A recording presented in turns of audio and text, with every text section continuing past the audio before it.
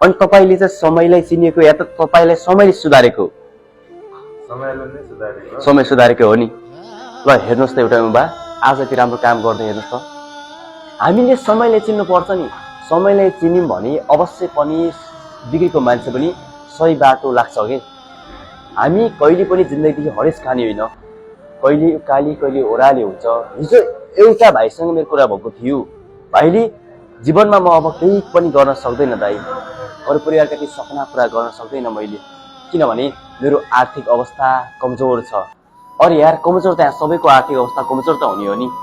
को मान्छे जन्मदै को मान्छे पैसाका बिटा बोकेर आएको हुन्छ र पैसा आफूले कमाउने हो के, आफूले दिमाग लगाउने हो, आइडिया लगाउने हो।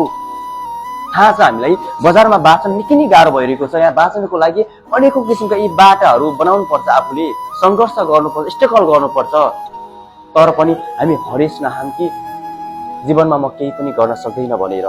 बाउ आमाले मेरो छोरा मरोस्, मेरो छोरा बिग्रोस्, मेरो छोरा कामै नलागोस् भनेर जन्म दिनुभएको होइन नि।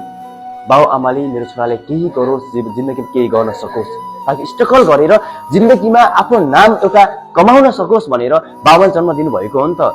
आज यथार्थमा चाहिँ मैले बाल्यमा देखेँ कि हिजोको दिनमा बिग्रेको मान्छे आज यो ठाउँसम्म स्थानसम्म पुग्नुमा त मेरो कुरा समयको हात हो नि त।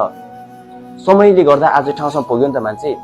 यदि हिजो यो मान्छे पनि कोही धनी बाउको घरमा जन्म लगेको भए, उतिखेर त्यो ठाउँमा जन्मिएको भए यो मान्छे सुर्जिन्थ्यो होला नि, बिग्रिन्थ्यो होला क्या। मैले हेरिरहेको छु कतिपय धनी बाउका छोराछोरी र गरिब बाउका छोराछोरीको हरेक कुरा चाहिँ मैले हेरिरहँदा तिनीहरूका प्लान योजना र एउटा गरिब परिवारमा जन्मेको मान्छेका हरेक कुरामा चाहिँ धेरै फरक छ क्या। जस्तै आज मैले बाल्यमा देखेको छु, अवश्य पनि बिग्रेको मान्छे सुर्जिन्छ, त्यसको लागि चिन्ता गर्नु पर्दैन के।